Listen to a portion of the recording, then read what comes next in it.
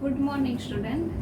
આજે આપણે ગુજરાતી વિષયની અંદર પાઠ 3 મહેનતનો રોટલો ભણવાનો છે. પાઠ 3 મહેનતનો રોટલો હું તમને સમજાવીશ. બરોબર છે? મહેનતના રોટલો છે તેમના લેખક છે પન્નાલાલ પટેલ. હવે આપણે આજે લેખક છે પન્નાલાલ પટેલ તેમના વિશે થોડો પરિચય મેળવશું. આ એક બોધ કથા છે. આ બોધ કથામાં શ્રમ, સ્વાશ્રય અને પ્રામાણિકતાનો મહિમા કરવામાં આવ્યો છે.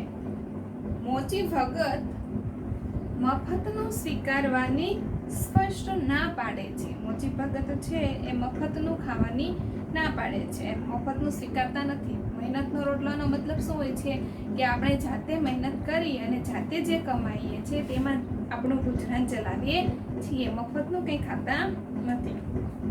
આમ મોચી ભગત દ્વારા આપણને શ્રમ, સ્વાશ્રય અને પ્રામાણિકતાનો બોધ મળે છે. આ મોચી ભગત દ્વારા આપણને કયો બોધ મળે છે તો કે આપણે મહેનત કરવી જોઈએ અને જેટલી મહેનત કરીએ છીએ તેટલું જ ખાવું જોઈએ, વધારાનું કોઈની પાસે મેળવવું જોઈએ નહીં. હવે અહીંયાથી પાઠ ચાલુ થાય છે. તમને પાઠ સમજાવું છું તો તમે ધ્યાનથી સાંભળજો. કાશી નગરીમાં એક મોચી રહેતો હતો. કાશી નગરી છે ત્યાં મોચી ભગત રહે છે. તે બહુ પ્રામાણિક હતો અને મોચી ભગત છે એ ખૂબ જ પ્રામાણિક હતા. સંતોષી પણ એટલો જ, અને મોચી ભગત છે એ સંતોષી પણ ખૂબ જ હતા.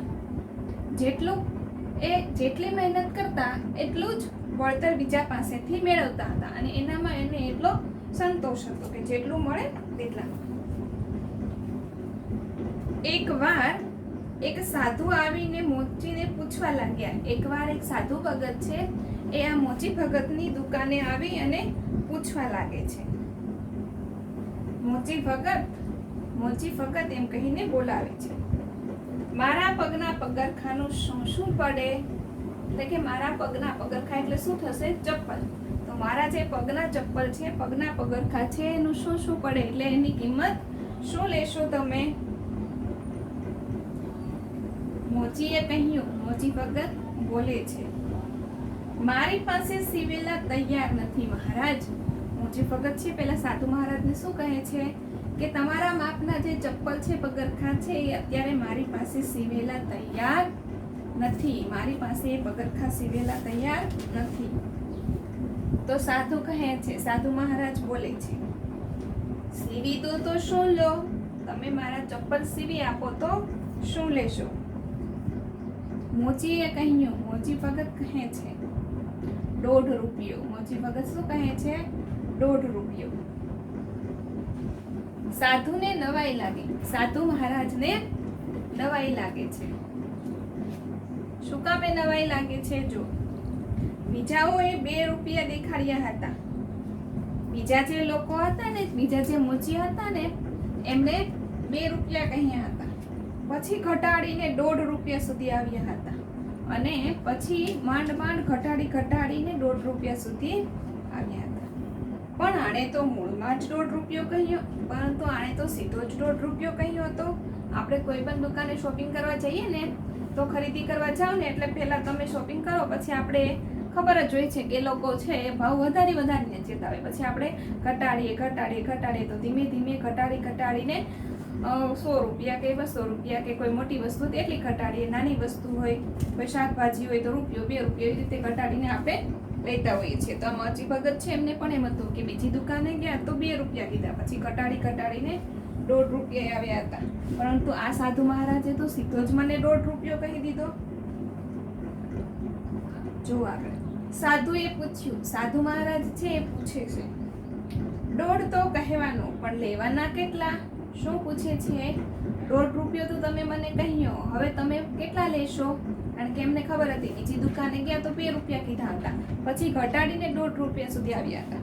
અને આપણે તો 1.5 રૂપિયો કહ્યો તો આ પણ ઘટાડશે ને, એવી એના મનમાં વિચાર આવે છે. તો એ મોચી ભગતને પૂછે છે કે તમે તો મને 1.5 રૂપિયો કહ્યો તો હવે ઘટાડીને કેટલા લેશો? તો મોચી ભગત બોલે છે, જો મોચી ભગત સાધુ સામે જોઈને હસવા લાગે. મોચી ભગત છે સાધુ મહારાજની સામે જોઈ અને હસવા લાગે છે. તેણે કહ્યું, મોચી ભગતે સાધુ મહારાજને કહ્યું, જે કહેવાના એ લેવાના મહારાજ. મોચી ભગત કહે છે કે મેં તમને જેટલા કહ્યા છે એટલા જ લેવાના છે, એમાં કંઈ વધઘટ થશે નહીં. આપની ઈચ્છા હોય તો બનાવું, જો તમારી ઈચ્છા હોય તો હું બનાવી આપું. સાધુએ કહ્યું, સાધુ મહારાજ બોલે છે, અચ્છા બનાવો, ક્યારે આપશો? સાધુ મહારાજ શું કહે છે કે સારું તો બનાવી આપશો, બનાવી આપજો. ક્યારે આપશો સીવીને તૈયાર કરેલા? મોચી ભગત બોલ્યા, મોચી ભગત છે એ બોલે છે, પરમ દિવસે આ વખતે, કાલે નહીં અને પરમ દિવસે, 2 દિવસ પછી હું તમને આપીશ.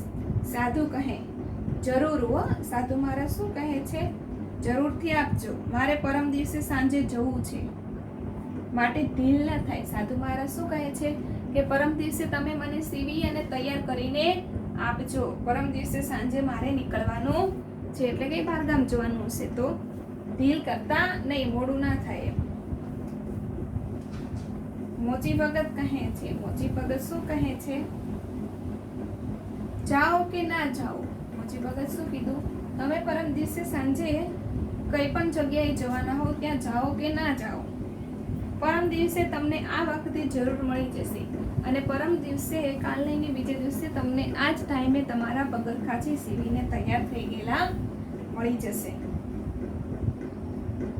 પણ સાધુને મોચીના વાયદામાં જરા પણ વિશ્વાસ ન હતો. સાધુ મહારાજ છે એમને મોચીના વાયદા પર જરા પણ વિશ્વાસ થતો નથી. સાધુ મહારાજને એમ હતું કે પરમ દિવસે સાંજે આ મારા પગરખા છે એ સીવીને તૈયાર કરી આપશે નહીં, એવું એના મનમાં હતું.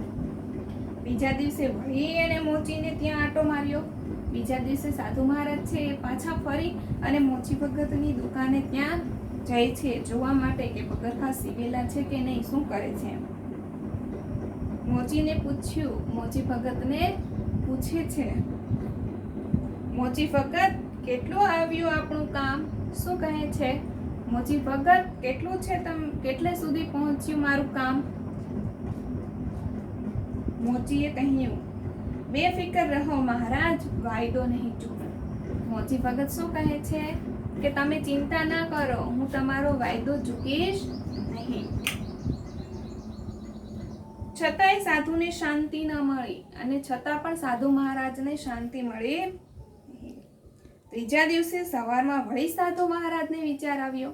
ત્રીજા દિવસે સાધુ મહારાજને પાછો વિચાર આવે છે કે મારા પગરખા કાલે તો નતા સીવ્યા, આજે સીવી આપ્યા કે નહીં?